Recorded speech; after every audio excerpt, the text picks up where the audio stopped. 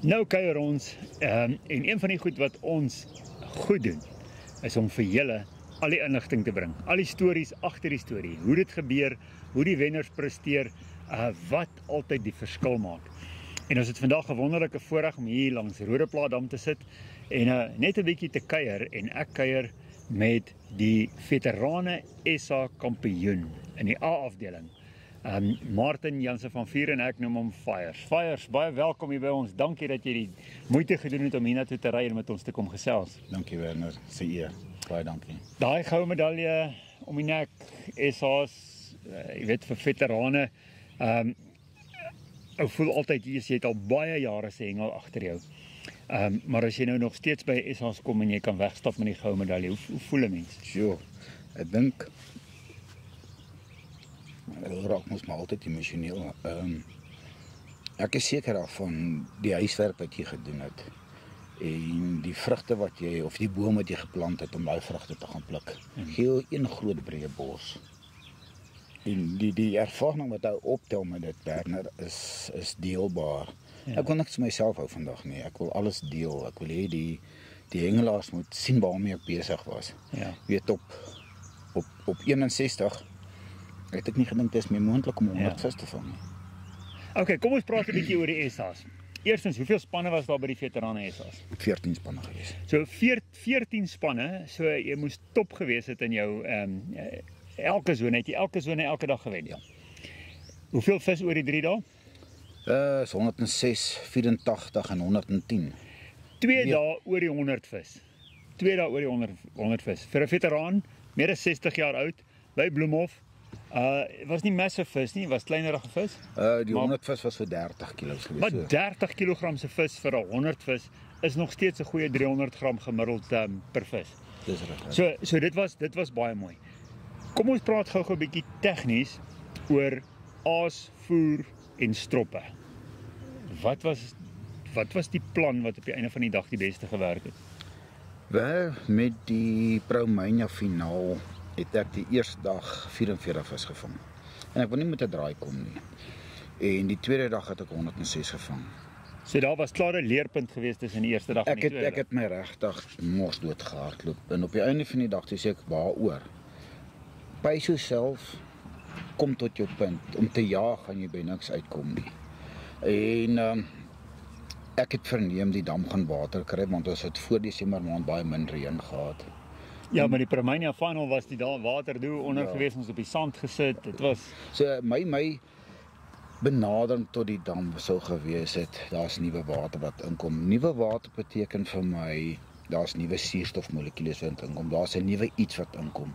So die vis wat gestagneer het op baie oomblik, het ek gevoel dat die geure wat daar is en die dips wat gebruik word en die goed wat in die water gegooi word, is nou 'n bietjie, die vis is moeg daarvoor. Ek moet iets anders doen. bietjie oud. Ja, ek moet nou iets anders dink. En ek het na die huis toe gegaan en ek het 'n 10 liter water gevat en ek het 'n druppeltjie Caramel FX ingegooi en ek het gekyk wat maak hy tot onder. Wat is die oplosbaarheid? Nou gooi ek nuwe water by. Met ander woorde, ek gooi hom uit die lug uit dat daar suurstofmolekules is. En ek het agtergekom, weet jy, daai selle FX los baie vinniger op. So my strategie was gewees om by die dam te wees, so min as moontlik dips te gebruik. Meerendeels skoon te hengel. So ek het Bowline kolletjie en ek het LL series se voer gemeng en ek het 'n koppie wit fyn grys elke oggend gekook. Hy moes baie sag gewees het. Wat ek gedoen het daar, Werner, ek het sommer so 2 koppies in 'n koelerboks gegooi, sommer baie water boop gegooi, vuurwarm, en ek het dam toe gegaan. As ek by dam kom, het hy letterlik nog my hand gebrand. Ons span En dan het nou lekker uitgeswel en so 'n bietjie halfgaar geword. Dis reg. En ons spanbestuurder het ons baie gehelp, en Martin Swanepoel. Dan sê hy vir my, wat, dan sê ek, Martin, daar, sy gaan aan met my voer. My mengsel is daar, en die 2 mengsels wat ek maak, en hy het dit gevoer. En as ek nog die bol vat, is hy nog warm gewees. En ek het vir myself gedink, Martin, wat is dit anderste? Daar's 'n nuwe reuk, want ek sukkel baie om te ruik. En ek het die voer gevat, dan skit ek hom so deur my hande. Ek gee hom 'n bietjie suurstof. Kortweg gee ek hom 'n bietjie suurstof. En Werner, dit was een van die dinge gewees wat vir my fenomenaal uitgestaan het. Die nuwe water, die min dip en die skoon hengel. Wat 'n strop het jy gebruik? Werner, ek was met die 2 oefendae het ek een stok 'n valdam gebruik en ek die ander stok 'n glyrietvlei gebruik met 2 gummies in die bokant. En ek het besluit om elke keer hy gummie op te skuif as hy vis gevang het, gaan my tyd kos. Dan skuif ek hom op toe ek gesê ek gaan 'n glyrietvlei vat, albei stokke met die SA's gewees en dit my stropwater gebruik. Glyrietvlei, so jy het nie om uit onder gewees. So hy was die 2 hoekies was bymekaar gewees. Ja, dit het baie goed gewerk. Ou moet maar net oppas vir die tangle. Ek het gaan leer skep om 'n vis te skep, om hom nie te sak in die vis laat hy moet, of kan ek sê skit in die sak of in die skyp net laat hy nou moet onnodig kook nie. So as ek 'n vis geskep het, ek hom so vinnig as moontlik in die net probeer kry voordat hy nog kan lyn styf gehou, al daai tipe goede, ja. Okay, so daai ekonomie of kom ons noem dit die ergonomika rondom die hengel was vir jou baie belangrik geweest. Ek noem die tegniese punte Werner. Okay. Ja, die tegniese punt was vir my verskriklik belangrik geweest, ja. Okay, ons gaan nou 'n bietjie verder daaroor gesels. Hoekase en consistency van die voer. Kom ons begin eers by die voer. In die oggend toe jy begin het jy bolle gegooi of het jy net begin hengel? Ek het mos nou maar die ding in my om te sê ek gooi 'n voerbal en ek gooi 'n aasbal. 'n Voerbal is met die voerstoppies wat ons het met die gewiggetjie onder, dan gooi ek 'n voerbal. Haal hom vinnig uit, sit my aasbal in. Doen ook met die ander stop. Nou vir elke vis wat uitkom, glo ek dan moet 2 bolle ingaan. Juist vir die oggende dat ek my tafel kan dek.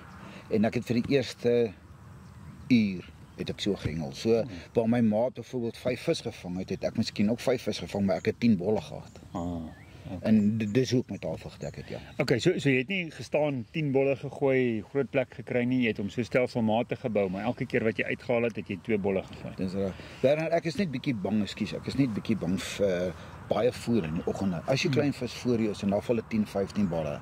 Ek dink dit is nie 'n natuurlike ding nie. Ek dink hulle gee pad. Hulle gaan nou terugkom, maar daai nou is 'n halfuur, is dit 'n 3 kwartier. Wat is daai tyd? 5 visse verloor. Dan het ek vis verloor. So dit was my strategie geweest om doeltreffend te voer. In die eerste uur was jou bolle sagter as normaal of was dit net normale bolle? Werner, ek sal vir julle later wys ek hengel 2 bolletjies. 'n Baie sagte bal wat my voerbal dan nou is en my aasbal is 'n bietjie stywer bal. So met ander woorde, ek kan tot byvoorbeeld 2 keer, miskien 3 keer 'n vis vang met dieselfde bal. Okay. Daai stroppie van jou, het hy 'n sprinkie gehad of het hy gewig gehad? Ek het gevang met M1, die sprinkie met die M1 binne in die sprinkie. Okay, so daai die mushroompie binne in die sprinkie. Okay, so seker nou na hom kyk. Hoekase. Binne dit het baie gewissel. Met my oefendae en as ook van die Promania, ek gaan baie praat van die Promania, ek dink dit was my step up geweest.